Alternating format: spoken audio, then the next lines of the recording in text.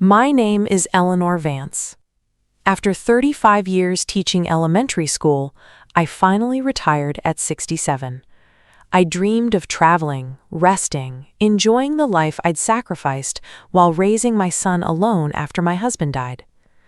2 days into retirement, my daughter-in-law called with another demand. Without asking, Vanessa announced she was leaving her 3 kids, Cole, Harper, and Owen, with me for 2 weeks, some business trip. Then she mocked me. "You don't do anything anymore now that you're retired, anyway."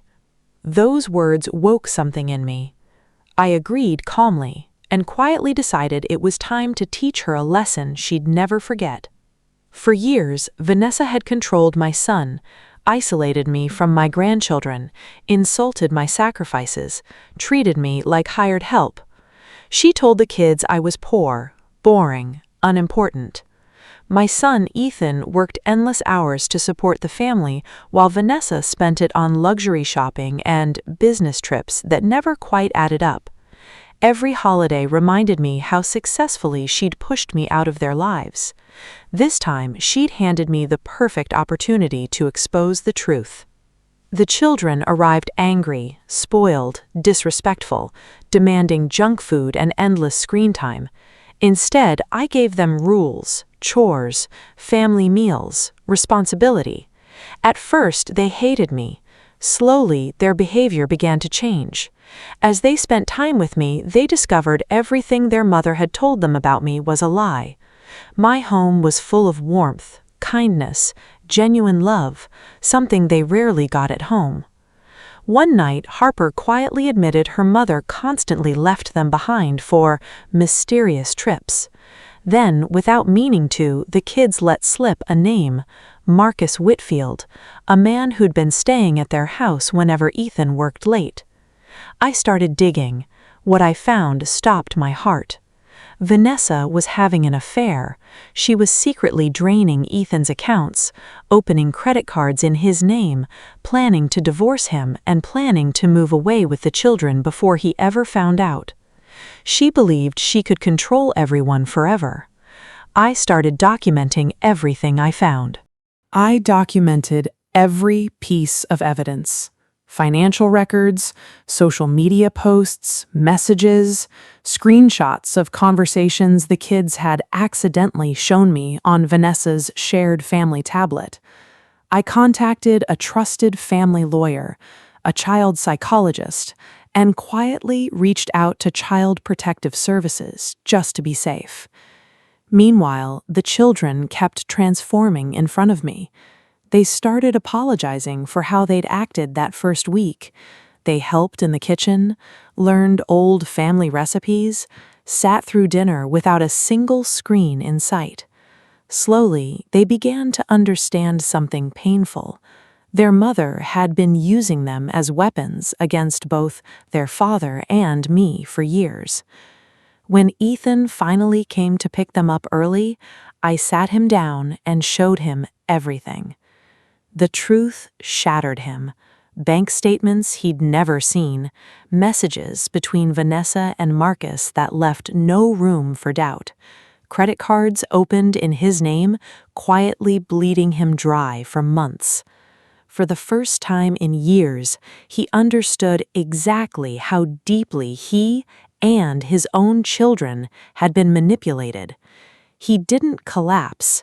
He got angry, and then he got focused. Together, we gathered every piece of legal evidence we could find.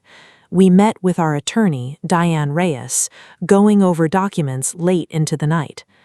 We prepared, carefully and quietly, for the moment Vanessa would walk back through that door, expecting everything to be exactly as she'd left it.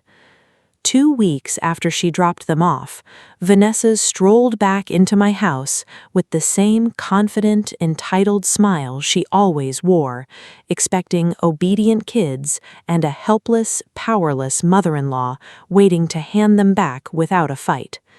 Instead, she found Ethan standing in the living room, Diane, our attorney, seated at the table, and a folder an inch thick sitting square in the middle, containing every lie she had ever told, every financial crime, every secret relationship, every plan to disappear with the children before anyone could stop her, already uncovered, already documented, already proven. She looked at the folder, then at Ethan's face, and I watched something behind her eyes finally understand she'd walked straight into the one trap she never saw coming. She started denying everything immediately, loudly, desperately, but the proof didn't care how loud she got. Then, the most powerful moment of all arrived. One Vanessa never saw coming. Cole, Harper, and Owen stepped forward, on their own. Nobody told them to.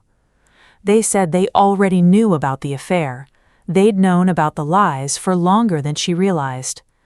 And then, in front of everyone, they told her something that broke through every excuse she was still trying to build. Real love comes from the people who stay, not the one who keeps leaving, Harper said quietly. Owen, the youngest, looked at his mother and said something so simple it landed harder than any legal document in that folder. You gave birth to us, but Grandma's the one who made us feel safe. The room went completely silent. Facing divorce, financial fraud charges, and the very real loss of custody, Vanessa finally understood she'd lost everything.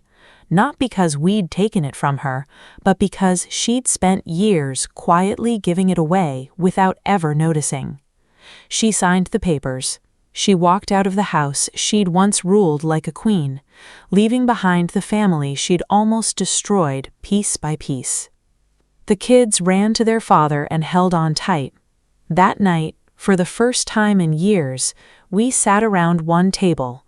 No phones, no tension, no performance, just family. In the months that followed, there was therapy, long conversations, slow, honest rebuilding of trust between Ethan and his children and between all of us as a family. Wounds don't heal overnight, but they do heal when the people around you finally choose truth over comfortable lies. Looking around my dinner table weeks later, surrounded by grandchildren who finally knew exactly who I was, I realized retirement hadn't given me the quiet, peaceful life I'd expected. It gave me something better. The chance to save my son, rescue my grandchildren, and restore a family that someone had spent years trying to quietly tear apart. The greatest lesson I ever taught wasn't inside a classroom.